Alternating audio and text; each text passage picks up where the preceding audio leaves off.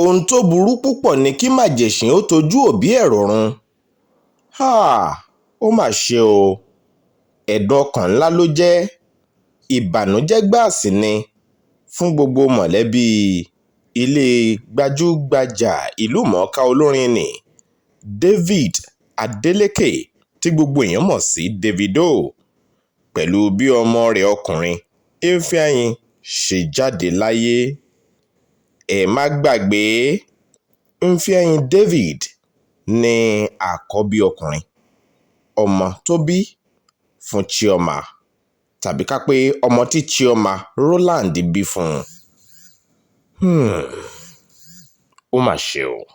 ọmọ kékeré jòjòló yìí tó jáde láyé ní màjèṣín ló jẹ́ pé lẹ́nu àìpẹ́ yìí ni wọ́n ṣẹ̀ṣẹ̀ ṣayẹyẹ ọjọ́ ìbí fún un. lẹ́yìn tó ṣe ayẹyẹ ọjọ́ ìbí ọdún kẹta tán lókè èèpẹ̀ níṣẹ̀lẹ̀ aburú yìí ṣẹlẹ̀.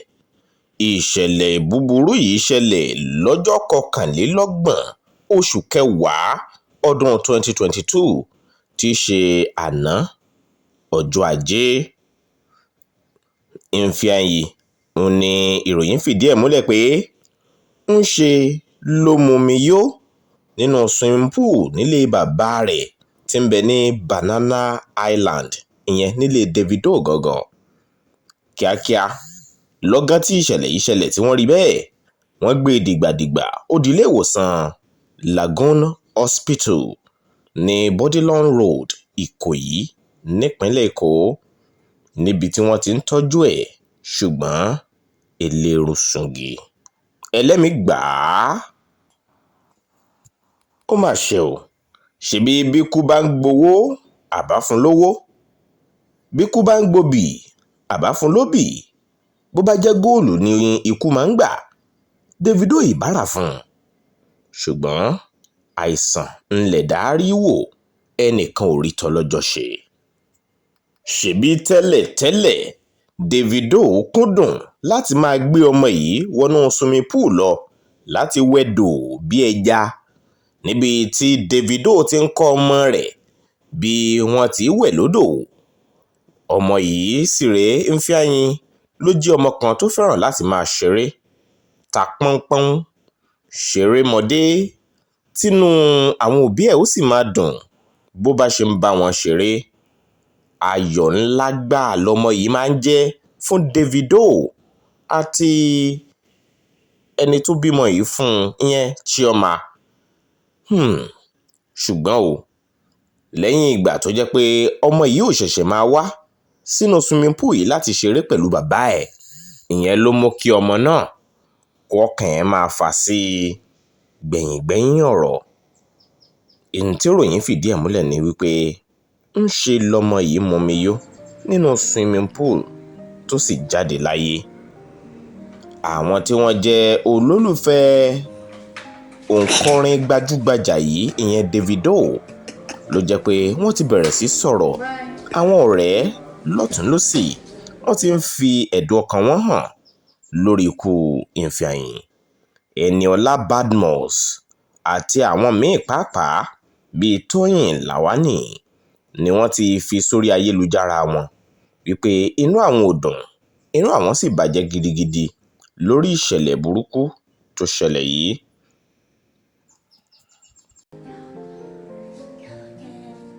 Ifeanyi,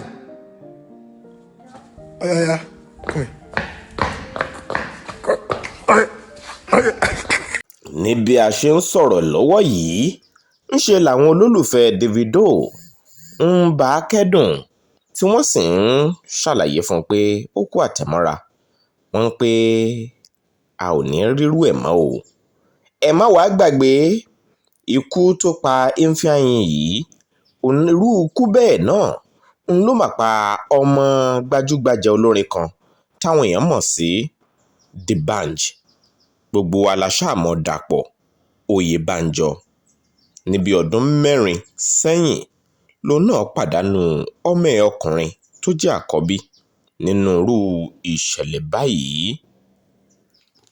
ní ti ọmọ D'banj ní tiẹ̀, ọmọ kékeré gbáà tiẹ̀ lòun.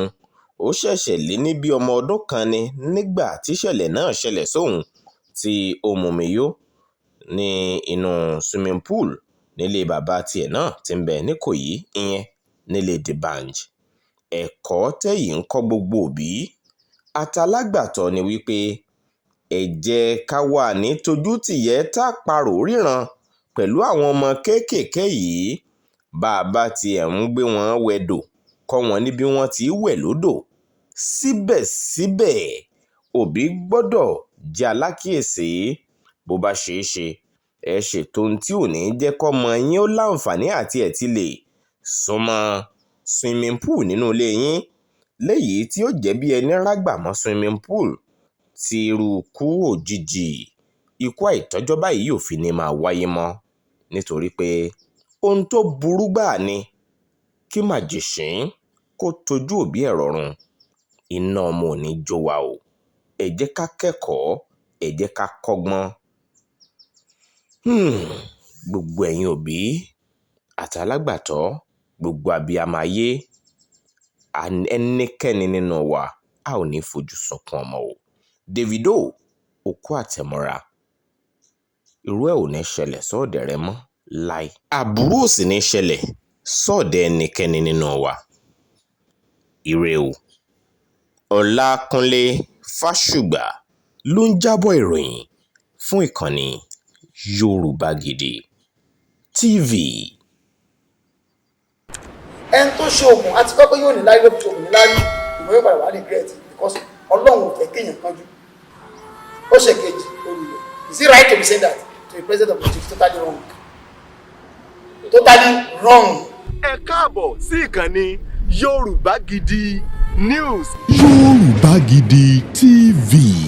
Ẹ rí gómìnà tó wọlé kókò àwọn ayọ̀ orúkọ wọn ò ní parí pọ̀ tí gómìnà kò lè lo parí tí Yorùbá Nation fi dúró.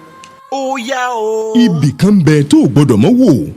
Wo àwọn ìròyìn, wo àwọn ìṣẹ̀lẹ̀ tó ń ṣẹlẹ̀ ní Nàìjíríà, nílẹ̀ Yorùbá. Ibo ní pọ̀nkan dé dúró. Ṣùgbọ́n wá gbọ́ tó bá dá òtún rẹ̀ máa sọ fún akókò ní ṣojú rẹ̀. Àfi tá lọ́wọ́ bá pè mí lóko, àfi tí máa fi méjì fún ìpè mí kan lóko. Yorùbá Gidi TV. Ṣàṣù àbíkẹ́ kò kéjì ó ní ń jó. Ẹnì kò dórí. Ó ti ṣàbíkẹ́ máa bẹ̀rẹ̀. Fẹ́lá ò sọ fún ìdààmú àdúgbò. Fẹ́lá ò sọ fún ní wèrè olóore. Ọlọ́run ìṣọ̀kọ̀ ti Fẹ́lá ní ìsìn. Tó yàn bá fẹ́ kọ bí Fẹ́lá, àyànmọ́ Fẹ́lá nù o. Ọlọ́run sọ pé yóò kọ iná fi láǹdì ẹ̀ náà. Tí ò bá ní jẹ́ nǹkan kan kò lè láǹdì ẹ̀. Gbogbo tẹ́lẹ̀ bá ṣe láyé tọ́lọ́run bá lọ́wọ́ sí kò ní ṣe. Ibi tá a ti ń fún yín láwọn nǹkan tẹ́ ẹ fẹ́, àwọn nǹkan tó ṣàǹfààní tó yẹ kẹ́ ẹ máa wò nígbà gbogbo, nígbàkigbà. Ìbẹ̀lẹ̀wà yìí máa subscribe sí, tẹ subscribe sí. Yorùbá Gidi TV.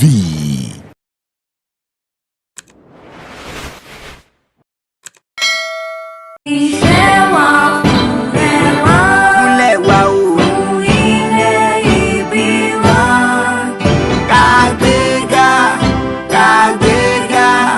Kàgbéga fàyè rí. Ìgbàgbọ́ wa ní pé bá ti bẹ̀rù làbọ̀ mọ́. Ká ṣiṣẹ́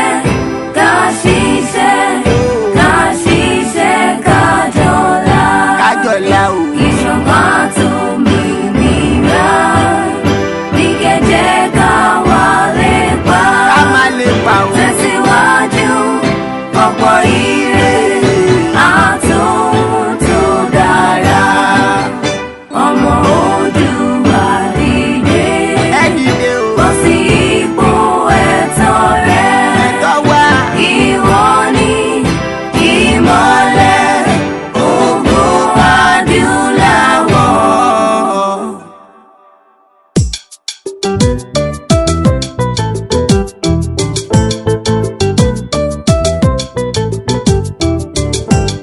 Lọ́mọdé pẹ́ lágbà lákọlábo nílẹ̀ yìí.